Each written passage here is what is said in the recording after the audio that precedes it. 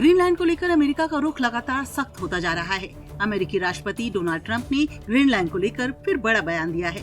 उन्होंने साफ साफ कहा है कि वो ग्रीनलैंड को लेकर रहेंगे। अगर हम ग्रीनलैंड नहीं लेंगे तो रूस या चीन ले लेंगे। मैं ऐसा नहीं होने दूंगा।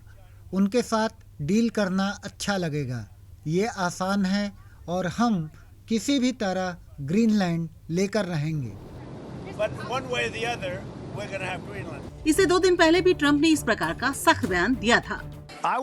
अगर अमेरिका ग्रीनलैंड को आसान तरीके से हासिल नहीं कर पाया तो मुश्किल तरीका अपनाएगा। मतलब साफ है कि अमेरिका किसी भी सूरत में ग्रीनलैंड पर नियंत्रण चाहता है, भले ही उसके लिए कोई भी कीमत चुकानी पड़े या बल प्रयोग करना पड़े।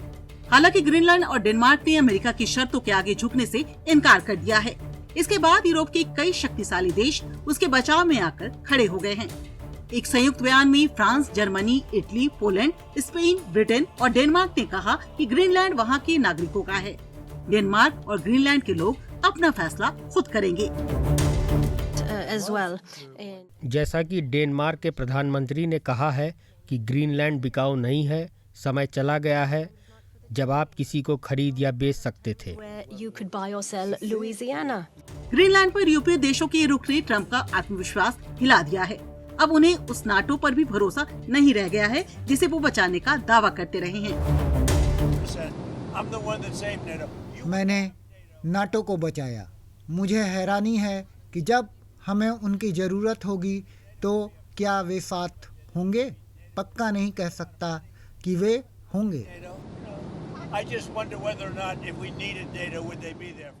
अब ये समझना जरूरी है कि ग्रीनलैंड अमेरिका के लिए क्यों अहम बन गया है।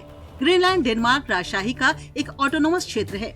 अमेरिका ग्रीनलैंड को अपनी सुरक्षा के लिए अहम मानता है। उसका आरोप है कि ग्रीनलैंड में हर तरफ रूसी और चीनी जहाज नजर आते हैं। ग्रीनलैंड सिर्फ सुरक्षा के लिहाज से ही अमेरिका के लिए अहम नहीं है, बल्कि यहाँ दुर्लभ खनिजों के विशाल भंडार हैं। आर्कटिक सर्कल भी पिघलता बर्फ वैश्विक व्यापार के लिए नए जहाजरानी मार्ग खोल रहा है। यही वजह है कि उसने नाटो देशों को ही आमने सामने ला खड़ा किया है। ऐसा लगता है कि मानो उदार अंतर्राष्ट्रीय व्यवस्था के सिद्धांत की जगह अब जंगल का कानून यानी जिसकी लाठी उसकी भैंस हावी हो रहा है।